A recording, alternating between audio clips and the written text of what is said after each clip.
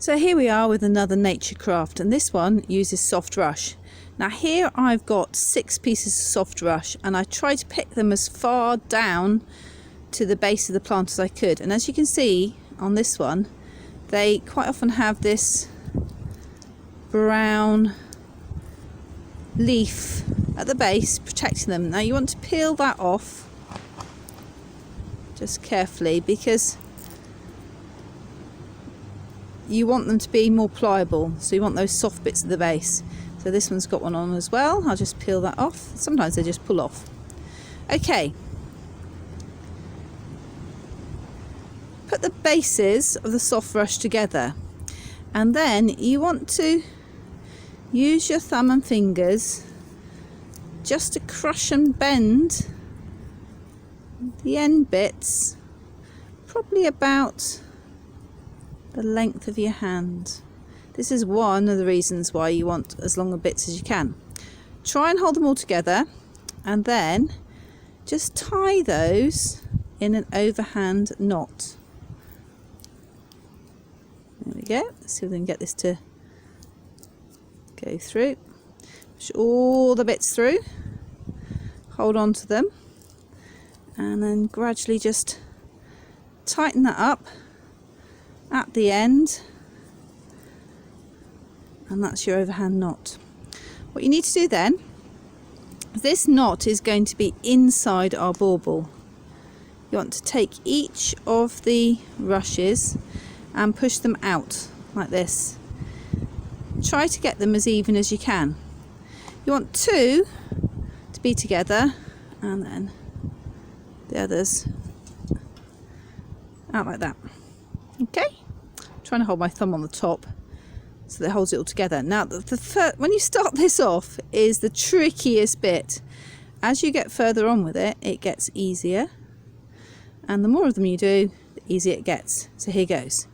Take this one, so you remember how we had 2 together, the one closest to you on that one, and you want to bend it and lay it over the one next to it and the one next to that, so it goes over 2 each time. Okay, then the one you've just gone over, you want to bend that up and lay that over 2. Hopefully you can see that. Okay, bend up one you've just gone over and lay that over the next 2. Carry on until you've gone all the way around. Bend it up and over 2, and the last one goes up. I'm getting stuck in my support for the camera, and over 2. Okay, now the more even you can make that first bit, the better your bauble's going to end up being. Now if you decide you want to make your bauble bigger, when you bend it up, lay it on the outside, hopefully you can see that, outside of that one, and then that one will bend up and around and over the top, always going over 2. So I turn it around so you can see it as we go. So we want to make it bigger at the moment, so we're going to go on the outside of this one, then this one bends up, hold it in place with your thumb, around and over 2. So now we're on this one. Whee! There we go. On the outside of the bend you've already got, up, over the top and over 2. Bring it on the outside, up, over the top, and it goes over 2. Once you've started getting that in place, you can then think, well, actually that's probably big enough, and I want to then make it smaller. So if you want to make them smaller, you come on the inside. Can you see that? So that one goes up and over 2, and this time it will come in on the inside. So if you want it bigger, it goes on the outside and you have to hold it in place. Smaller, it goes on the inside. So I'm going to do a few more just on the outside because I want to make it a little bit bigger. Oops. One of the things you have to watch doing this is you want to watch that you're not too close to somebody else, because the ends of these tend to like to find people's eyes. Okay, so now I'm going to start to make it slightly smaller. Keep working it around.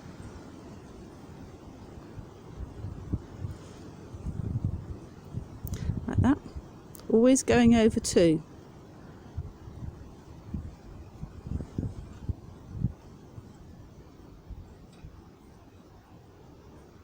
That's it. Over 2. You'll start to see that pattern starts to emerge.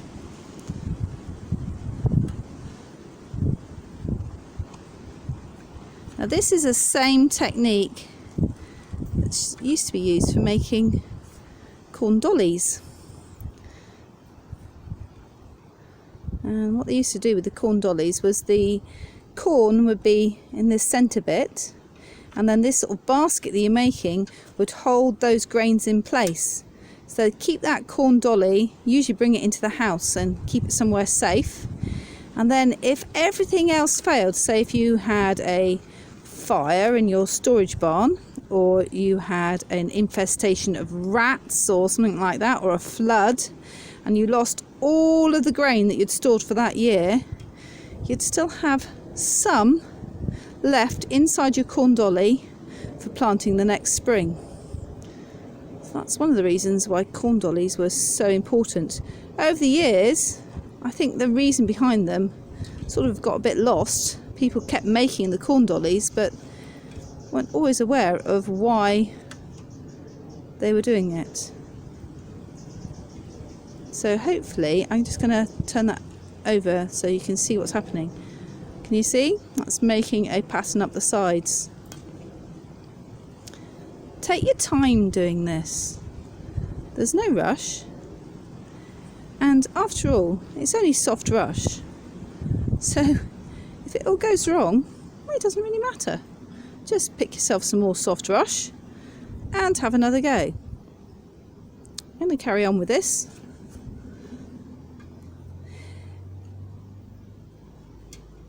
Because you're going on the inside each time, and you're going over 2, remember, 1, 2, it should start to be getting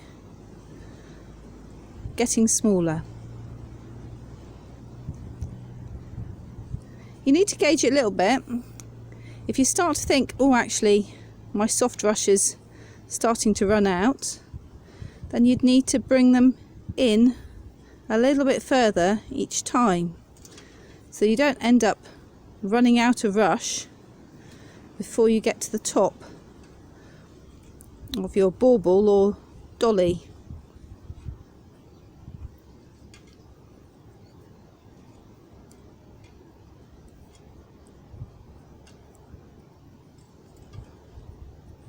One of the things I love about these is they come out different every time you do them. If you want to make them out of corn, you can. The technique usually involves soaking the corn stalks for a little while to make them more pliable, and then wrapping them in a towel, leaving them for about half an hour before you start working. Now the problem with working with modern corn stalks is the types of corn that are used now tend to be much shorter than the old varieties, and consequently you don't have quite so much to play with. You can get some of the old varieties if you have a search around. Some people grow them specifically for making crafts with. Keep going. Starting to get our bauble shape now. As you can see, it's getting smaller at the centre here, and I'm bringing it in a little bit further each time, so I'm not right on the bend there. I'm bringing that in a little bit because I know I'm starting to get towards the end of my soft rush.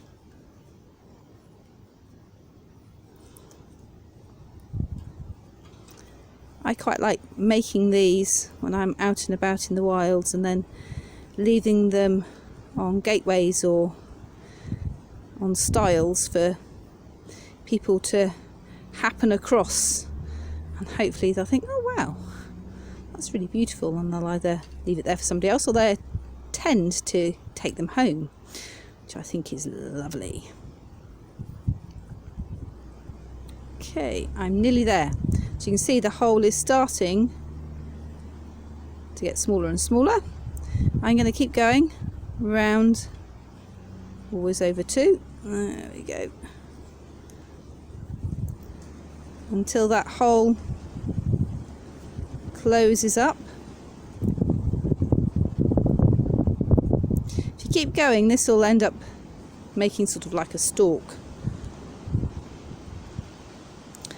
Which, if you've got enough rush, you can do that, and then you can wind the stalk round and use that as the hook to hold it all in place. Now, as you can see the spiral pattern it makes.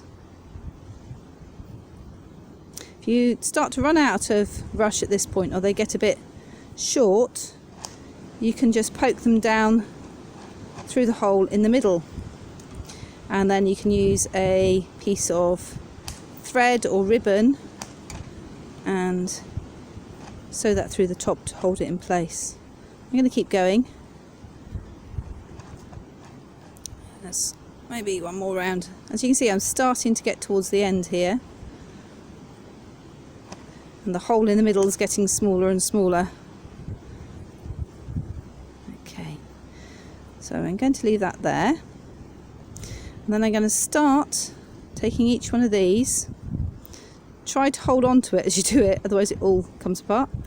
Snap that off, bend it over and feed it down through the hole in the middle. If you've got a little stick, sometimes that helps to hold them in place. So going round in the opposite direction to the way you've worked. Oops, see, you need to hold it in still, otherwise it's going to disappear. Bend it over and feed it down through the hole in the middle. Now what I'm going to do now, I've got 4 pieces left. Okay, I'm going to twist those around that. I'm going to bring them up to make a loop like that, and I'm just going to push them through the loop again and again, wrapping that round and round.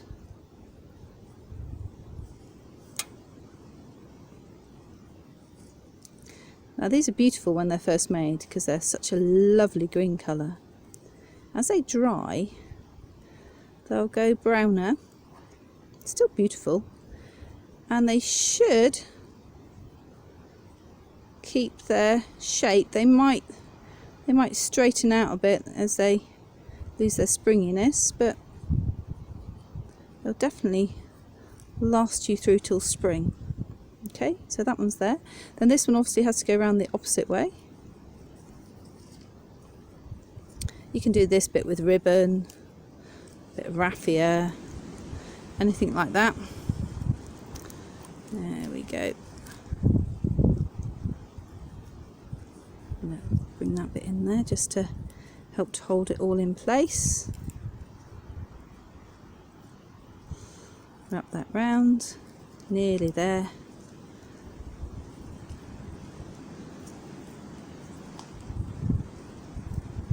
Okay, so there's our loop, and just like we've done before, you either need to find somewhere to tuck that loop, or soft rush is reasonably pliable, so what you can do is you can just make yourself a little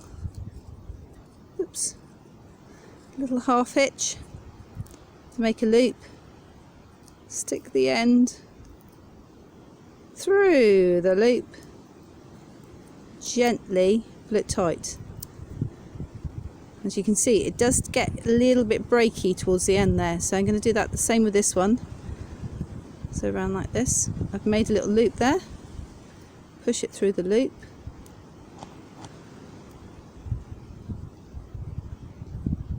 we go.